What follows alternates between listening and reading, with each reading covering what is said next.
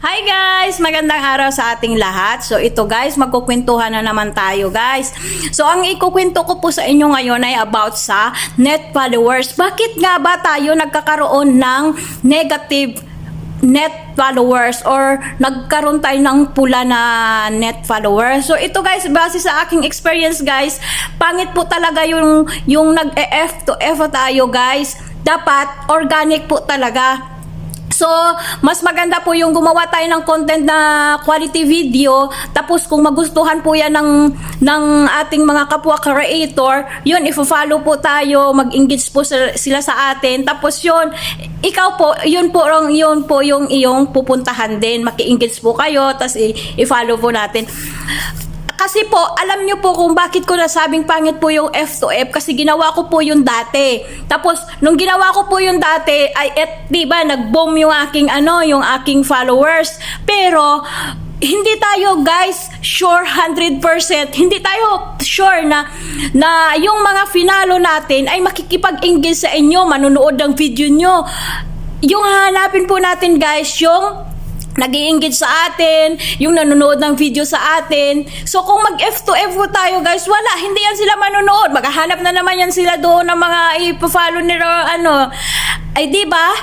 So kung nag-boom na yung iyong dashboard, ay di green na. Pero kapag wala ka na, huminto ka na ng F to F, ay di bagsak ang ating performance, magiging pula po yan.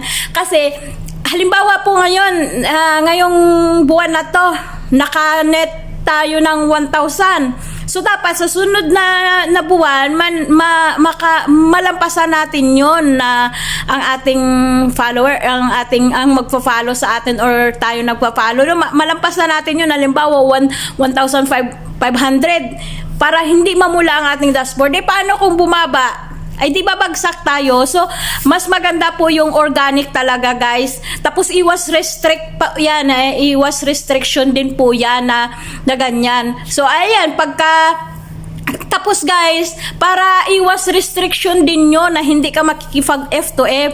Kasi kapag ma-restrict tayo guys, wala na. Hirap na tayo niyan. Alam nyo ba guys, pag na-restrict tayo guys, nililimitahan na ni Facebook yung account natin. Tapos, hindi niya na ipapakita sa lahat. So, hindi na tayo isa-suggest, mga ganyan. So, tinatandaan ni Facebook, ni Meta, ang ating account. So, ingatan natin ang ating account, magiging healthy. So, ganyan lang guys. Kaya, mahirap po talaga ang F to F. At mamumula ang dashboard mo pa kapag tinigil mo. So, ayan lang muna guys. Thank you so much.